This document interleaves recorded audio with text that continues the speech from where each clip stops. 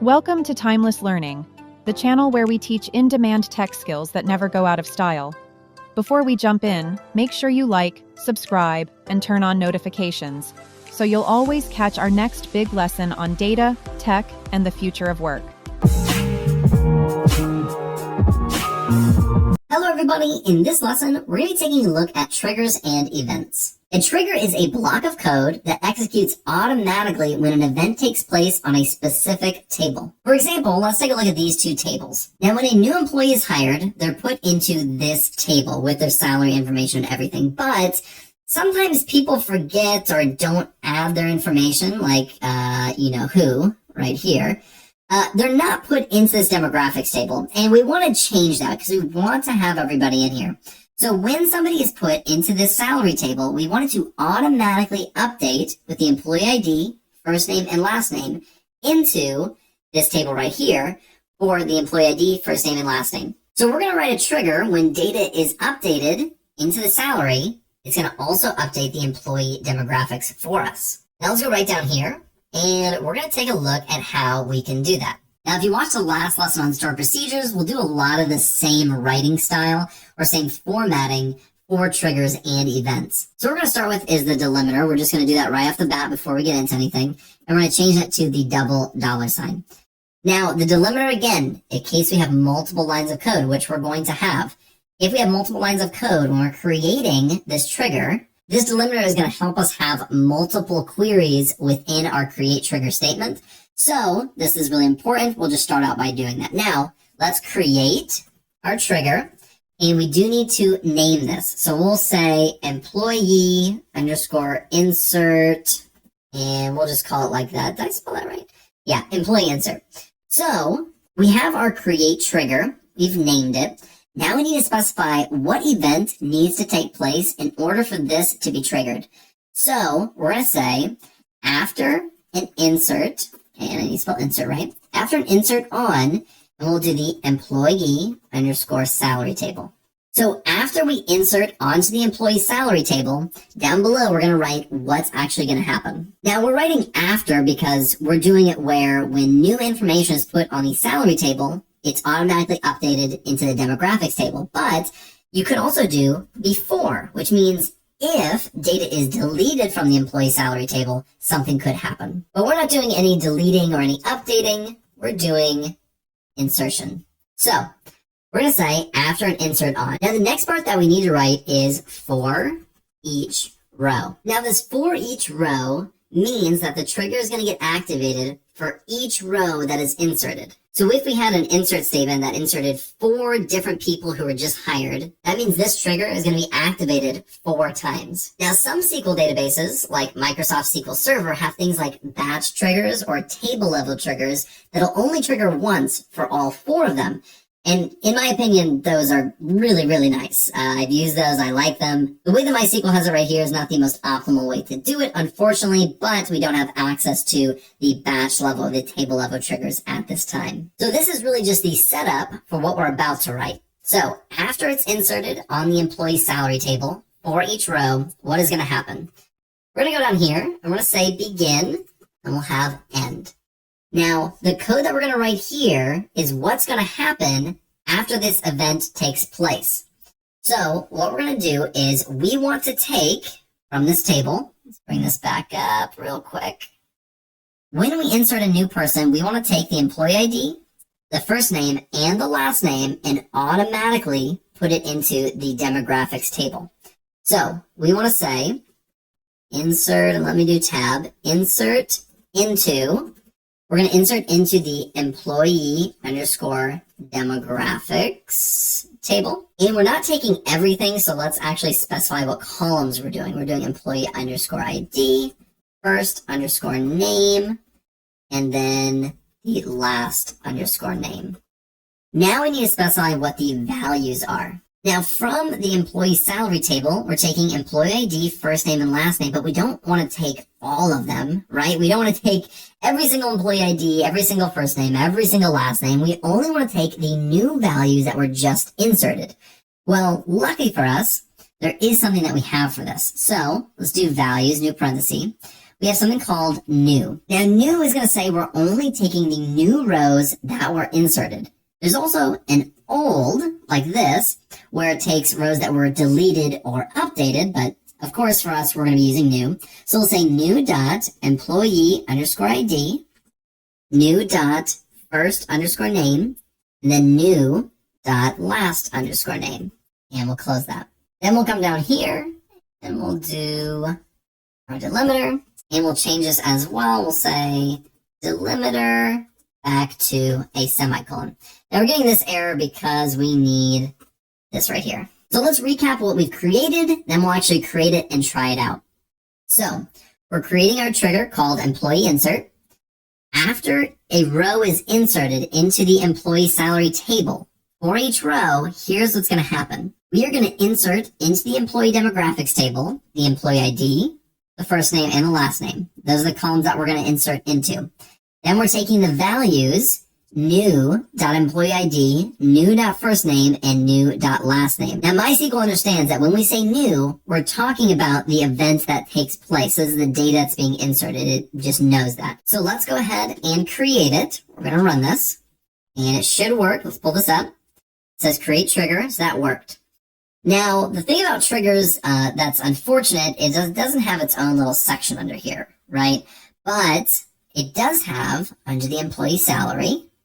So right here, and then under the triggers. So we can find it, which is great. So we have this employee insert. If we right click, we can't really do anything with it. That's the unfortunate thing. We can't alter it, we can't change it, we can't drop it, we can't do anything. That's the unfortunate part, but let's actually test it. So now we're going to say insert into, and we're going to insert into this employee salary. That's how we're going to trigger it. So insert into the employee salary.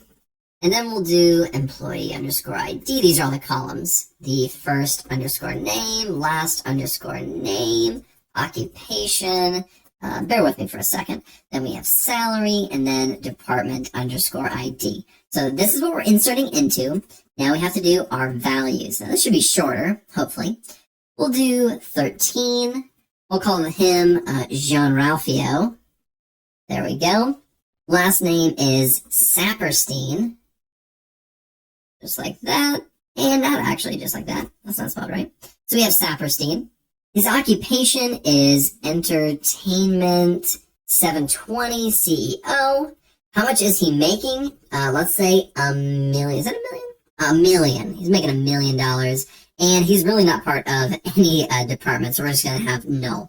So what we're about to do is we're only inserting on the employee salary table, but we're putting all the values that we need into the appropriate places. Let's add a semicolon. Let's go ahead and run this. Make sure it worked. It says insert into, and then one row affected. Now let's come back up. Let's look at our salary table first. And get rid of this. If we pull this up, you can see Jean-Ralphio Saperstein. He was added. Now let's go to the demographics. This is the moment of truth. Let's see if it worked. And as you can see, it worked perfectly.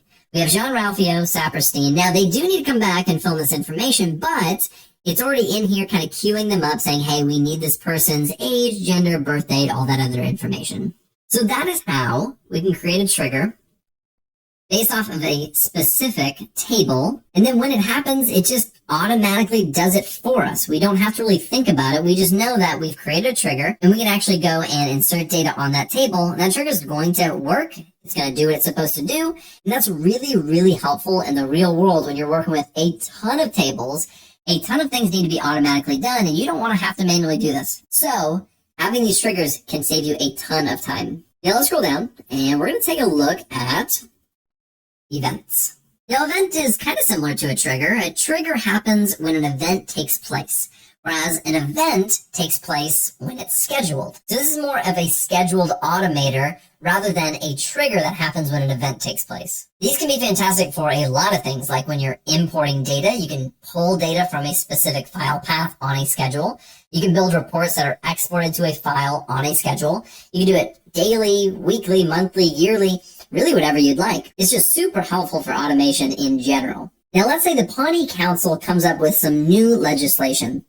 They need to save some money especially in the Parks and Rec department. We're just spending too much, or they're spending too much. And what they want to do is retire people who are over the age of 60 immediately and give them lifetime pay. So what we want to do is create an event that checks it, let's say, every month or every day. And then if they're over a specific age, we are then going to delete them from the table and they will be retired. This is a fake example, so, go with it. So what we're going to do is come right down here. We'll select everything from employee demographics. And let's run this. And let's pull this up. So let's say if they are over the age of 60, which unfortunately is Jerry Gergich, like I don't make the rules. But if they're over the age of 60, they're going to be automatically retired. So let's come right over here. We're going to say create event, and we'll call this the delete underscore retirees. Now before, when we were creating the trigger, we were saying based off of a specific event, but here we're going to schedule it. We're going to say on schedule, and then we're going to say every, and we could do 1 month. Maybe we'll look every single month, but here let's do every 30 seconds. Every 30 second. Now we're going to go down, we'll say do, and this is going to say, here's what needs to happen every 30 seconds. So we'll say begin and end. Now what's going to happen every 30 seconds is, we're just going to start with a select statement, and I'll just copy this actually. We'll start with a select statement, but then we'll update it to a delete statement. We'll come right here. We'll say where the age is greater than or equal to 60. So if we just run this query right here, it's only one person, that's Jerry Gergich. Now if we want to write this correctly, we'll do the delimiter. We'll have the dollar signs. We'll have the dollar sign right down here as well. And we'll say delimiter back to a semicolon. Now, every 30 seconds, we don't want to select people who are that age. We want to delete. So let's go right here. We're going to change this because now we know it should be deleting the right person. And we're going to go ahead and create this event. Let's go ahead and run this. Now let's make sure it was created properly. It looks like create event, 0 is affected. This should be working. Let's go back up to the demographics table and let's run this. And let's pull this down and pull this up. And as you can see, unfortunately, Jerry Gergich is no more. He's just too old. And the Pawnee Council, they recognize that. And so it wasn't my rule. That was unfortunately Pawnee Council's rule. Now, really quickly, if that did not work, let's say you couldn't create your event at all. Let's go down here. I'm going to show variables. And we'll run it just like this. I'm going to show you how you may need to fix this. So we can say where variables is like, and then we'll say event. Do it just like this. So I have event scheduler where the value is on. If yours is off, which sometimes that can happen, you're just going to update this to on. Now another issue could have happened, and I just want to explore this for just 1 second. You may not have permissions to delete things. If you do not, come right up here. Let's try to figure this out together. It's actually edit, preferences, and I want to say it's right here under the SQL editor at the very bottom. Yeah, so safe updates, rejects updates, and deletes with no restrictions. This needs to be unchecked. So go to preferences, go to the SQL editor, down at the bottom, unclick this. If that didn't work. Now, if everything worked perfectly, you don't need to change a thing.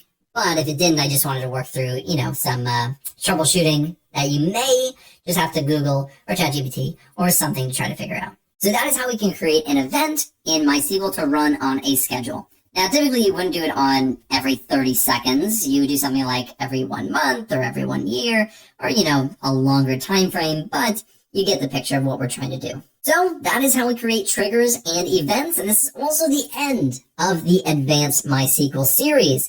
If you made it this far, absolutely fantastic work. In the next 2 lessons, those are going to be our projects that we're going to work on for this series. We'll have a data cleaning project, and we'll have an exploratory data analysis project. Both of those are going to include a ton of things that we've looked at in this series, and even some new things that we didn't look at in the actual lessons themselves. So thank you guys for watching. I hope you enjoyed this entire series. If you did, be sure to leave a like and a subscribe below. I will see you in those projects. Thanks for watching. If you found this helpful, please like, comment, and share this video with someone who's learning too. Don't forget to subscribe and tap the bell icon so you never miss another skill-packed lesson from Timeless Learning. Remember, the best investment you can make is in your own knowledge. Keep learning because growth is timeless.